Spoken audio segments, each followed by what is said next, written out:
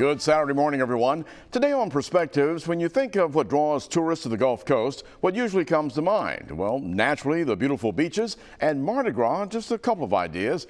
Well, here's something else to add to that list: sports. And this morning, we're going to give you an in-depth look at how major tournaments and sporting events are scheduled for the Mobile area and the Gulf Coast. Now, these attractions bring in millions of dollars to our area. Perspectives takes a look at what the Mobile Sports Authority contributes to our quality of life. Well, just last month, more than 2,500 youth athletes from several states along the Gulf Coast converged on Mobile, trying to punch their ticket to the USA Junior Volleyball National Championships. Now, this tournament was the largest volleyball event the city of Mobile has ever hosted. Those taking part are hoping to come out on top, of course, but the economic impact was felt throughout Mobile. The enormous financial impact, including hotels from Mobile to Baldwin County, booked for families as well as teams who competed in the events. Plus, all of our guests have to eat right. Well, that keeps the coastal restaurants and our diners very busy and hopefully ringing up the profits. Well, here are some of the other major sporting events associated with the Mobile Sports Authority: the Senior Bowl, the Gulf Coast Challenge, the Azalea Trail Run, and the Alabama Deep Sea Fishing Rodeo, just to name a few. Again now, that's just the tip of the iceberg. The Mobile Sports Authority's motto is "Go all out, we do." And this morning, we'll talk about the more than 250 sports events and their efforts to bring profitable sporting events to the Port City and to the Gulf Coast. Well, our guests this morning are Danny Courtney, Executive Director of the Mobile Sports Authority. Danny has been with MSA since 2011. And also joining us this morning is John Williams, the Mobile City Councilman for District 4. John is also the chairman of the Mobile Sports Authority. Mobile is very proud of its rich sports tradition. The Mobile Sports Authority is charged to introduce sports tourists, athletic teams, and events to the Port City. It's hoped that in attracting major sporting events, these same sporting organizations will return year after year. Perspectives continues after this quick break.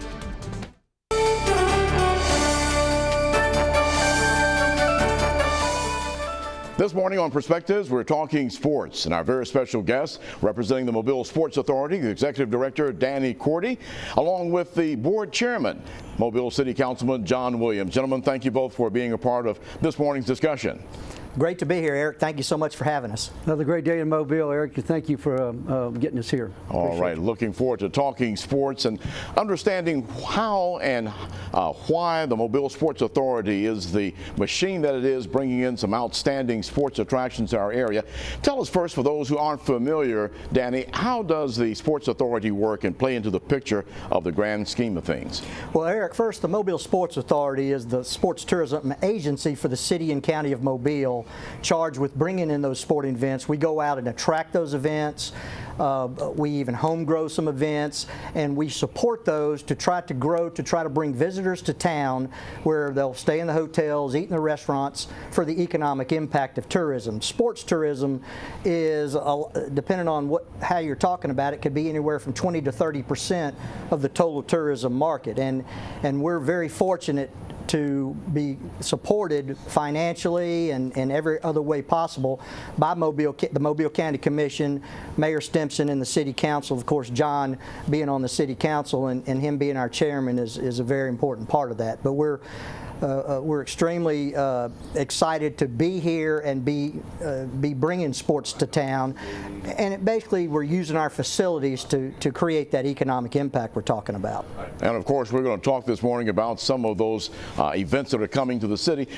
Councilman Williams, I'm sure that's one of the important things to a city, is that arm of your tourism, to where you're attracting people here for sporting events and bringing families, not just individuals coming to see a game. Well, that's exactly it, Eric. And it's not only getting them here one time, but giving them a reason to come again. We all know that youth sports, especially volleyball and basketball, the two of our biggest type of events, bring families and brothers, sisters, and grandma too, and we want them to see Mobile, and it may be the first time they experience it, and it'll give them a reason to come back. And when you talk about economic impact, how important is that to the bottom line? Oh, absolutely. There's no question that we must have this part of the tourism, or we're going to have to go find it somewhere else. And we need to fill the hotels. We need to make sure that that all these facilities, like Hank Aaron Stadium, that are in private business, are having an opportunity to host folks and again bring them to Mobile. And Danny, Councilman Williams mentioned hotel rooms. You've got thousands of them. How important is that in the equation of offering this as a destination? Oh, it's very important. When you bring an event to town, you want to obviously have overnight stays. Studies have shown that overnight stays for an amateur or youth sporting event, the average visitor spends a little over $200 a night, compared to if you're just coming in for one day, it's $40. So you can see the difference, that the hotel rooms are approximately about a 30 to 40% component of that. And when you stay in the hotel rooms, you got to eat somewhere, so you go to the restaurants. A lot of times you might have some extra time that maybe you go see an attraction like the Battleship or the Gulf Quest Museum, or you have to, if you drive in, you have to get gas. So there's a lot of components of that economic impact. But overnight stays, with the hotel income is probably, no probably about it, is the largest part of that. So we try to do events on weekends where they might come in and stay Friday, Saturday, or even longer, Thursday, Friday, Saturday. And as John mentioned earlier, we want them to have a good experience. Well, they'll come back maybe for something else that sometimes you don't know if they're in town. So the economic impact can really build on itself even from that one event. And when you say 7,000 rooms, give us an idea how that plays into the picture competing with other cities. Is that a lot of hotel rooms? For a city and county of our size, it's about average. I mean, unfortunately, some of our competition has more hotel rooms. You go over to Gulf Shores and Orange Beach, which is our competition, a friendly competition. They have 15,000 rooms over there, where what we have here, we have a wide variety of hotel rooms. You can stay in a hotel room for $69 a night or $269 a night. So we have a lot of choice here.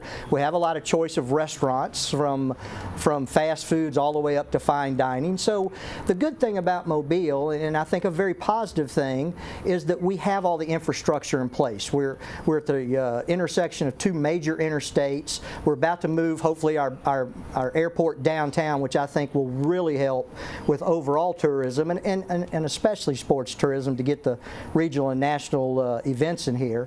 So you put all that together and you create this machine, this sports machine that again builds on itself. We get the reputation that, hey, they do things the right way in Mobile, and then you get other sports that, because all the sports people talk among each other. I'm talking about the amateur sports industry, and we all talk among each other, and everybody kind of knows who does what they say they're going to do and who doesn't. And we always try to do the right thing. Our motto, our tagline, which I know a lot of people laugh at me about, is "Go all out." We do, and it's really what we try to do, because we have to be more detailed and go the extra mile compared to other places that have a lot more facilities and more to do. Well, you stole that one from me. I was going to ask you about going all out up next, but when we talk about that, facilities, I'm sure, is also important. How do we rate there? We have facilities, right?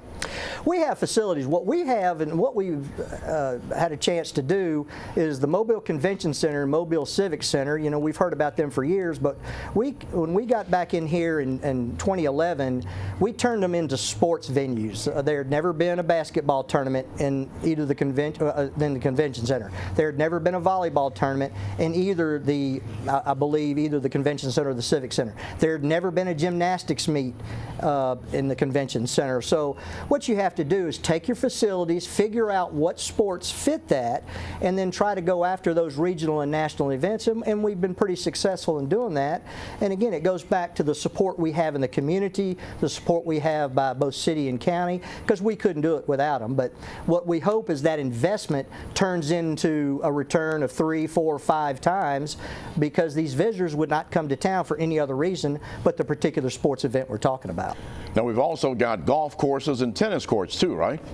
Yeah, we've got a few of those around here. 60 courts at the Copeland Cox Tennis Center, one of the largest in the nation, if not the world, in any one spot. Of course, golf is, Mr. Williams could probably tell you a little bit more about golf than I can, but we've got some fine golf courses. I mean, look where we're located on the northern Gulf of Mexico. Our climate, you could probably play outside any kind of sport 365 days a year. So we've got a lot going for us down here. Plus, it's not as expensive to bring your family here as it might be some other destinations, just because of how we're priced here. So we've got a lot going for us in Mobile. My issue right now and my desire is to hopefully be able to expand some of the sports facilities as we go forward. Councilman Williams, when you look at this sitting at the council and you're talking about how do we grow the economy in the city, how important is it for you to see where the sports tourism aspect of what you have to offer here can really put Mobile on the map to attract dollars that you may not normally be able to find? Well, I think we've been doing that, Eric.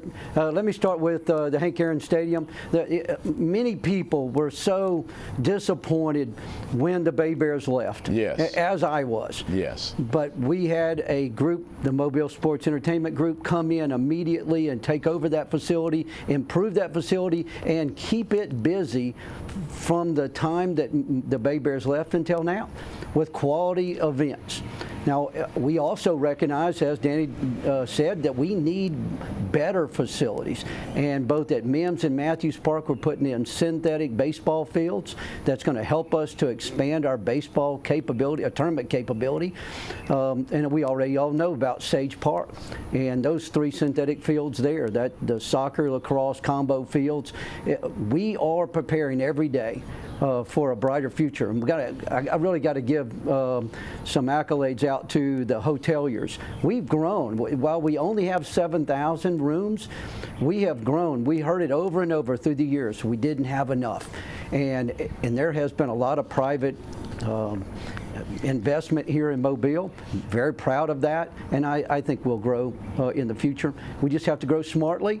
We don't always have to be the largest. We just want to have the best quality event and best quality experience that anybody could expect out of a city. We're going to take a quick break, and when we come back, we're going to talk about some of those events that have happened already this year and looking ahead as we talk about what's happening in the summer months as well as the end of the year. A lot of great events offering a lot of variety, Danny, as well in what you're offering for sports fans in this area, as well as attracting the families and the kids from around the country who come here to the Gulf Coast to participate in their different events. Perspectives continues in just a moment.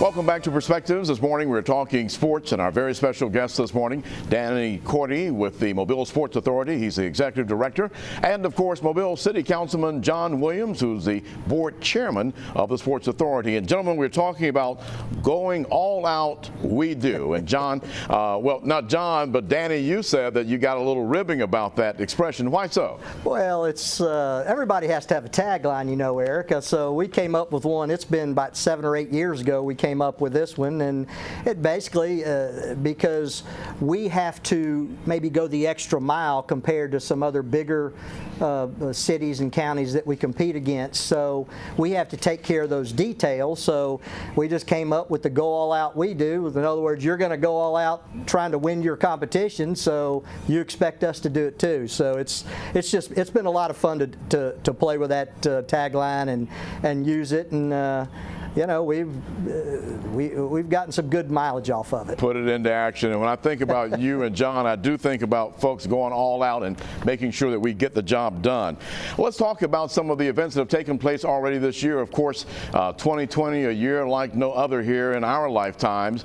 But 2021, you jumped off the new year with several events. And in fact, just a few weeks ago, a major volleyball tournament where one of the largest ever held in the area. Let's talk about some some of the events that have already happened, and how successful were they? Well, first, Eric, last year when COVID hit, we basically only took about 3.5 months off. And when I say off, we were in the office every day trying to move and cancel and postpone events.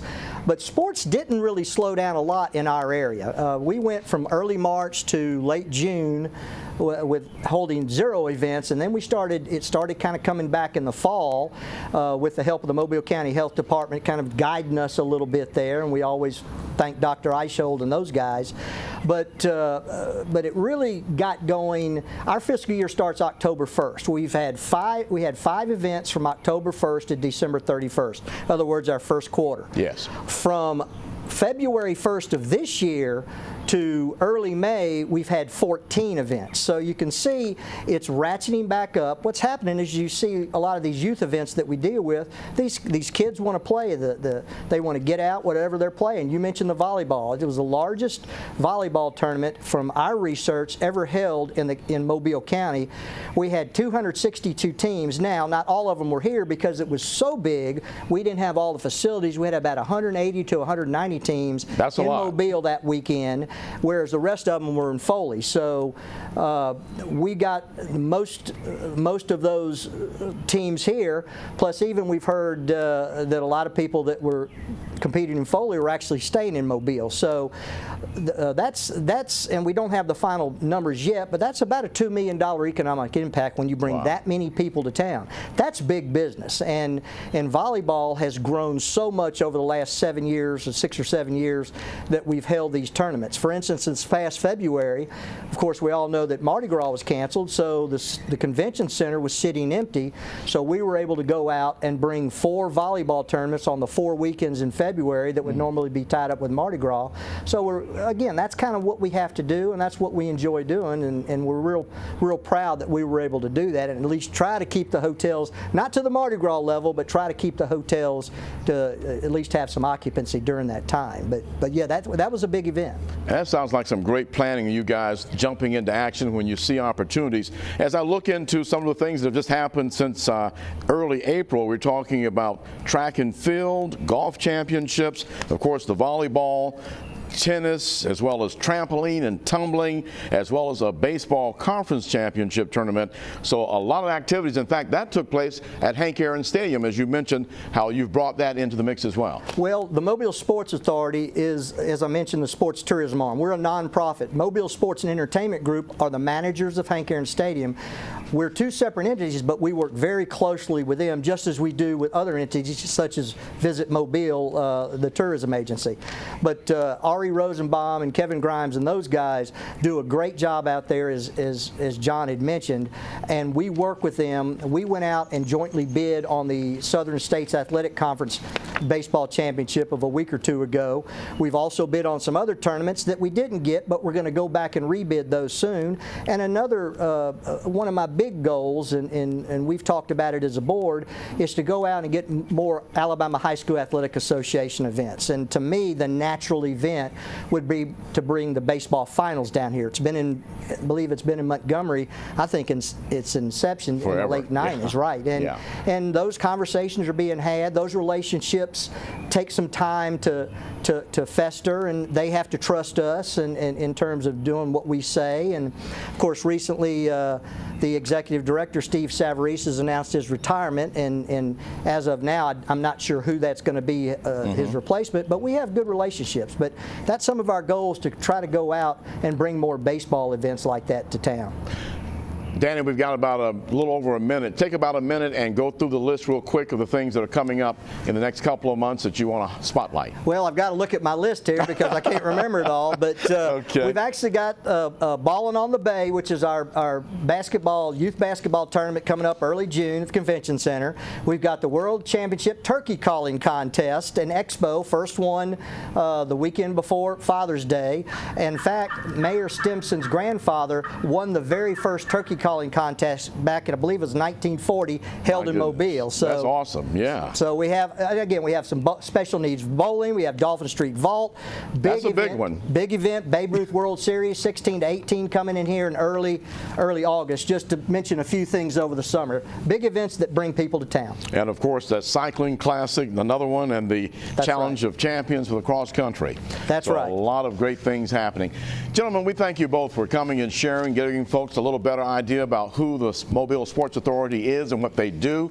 And we thank you both for what you are doing to bring all of those activities and events here to our local area. Thank you, Eric. Anytime. I appreciate you, Eric. We're not only bringing money in, we're bringing fun to the people of Mobile. And Absolutely. that really makes a difference. All right, well, Board Chairman Councilman John Williams of the Mobile Sports Authority, as well as Danny Courtney, the Executive Director.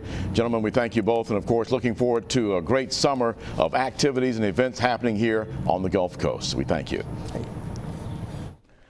And for more information on the Mobile Sports Authority and what events are planned for us in the near future, just go to their website at mobilesportsauthority.com, and you can also give them a phone call as well at the phone number you see there on your screen. Well, next up on Perspectives, the 2020 hurricane season was a record-breaking one with 30 named storms. 13 became hurricanes, and 12 of those making landfall here in the U.S. 2020 got off to an early start as well, with storms beginning in May and a record 9 named storms from May through July. Now, the 21-name Atlantic list was quickly exhausted by September, and for only the second time in history, the Greek alphabet had to be used for the remainder of the 2020 hurricane season. Our Fox 10 Chief Meteorologist Jason Smith joins us to talk about the 2021 forecast and what we learned from last year. We'll also talk with the Baldwin County Commissioner and the county's EMA Director. Well, please join us here next Saturday morning at 9 a.m. for Perspectives as we discuss important issues and, of course, seek solutions. Now, if you have any ideas of topics you'd like for us to address, just drop it to us here at perspectives@fox10tv.com. I'm Eric Reynolds. Have a great week ahead. Thanks for watching Fox 10 News. Watch us live wherever you are, on our mobile, our streaming news app, and you can also watch us on Roku, Apple TV, and Fire TV.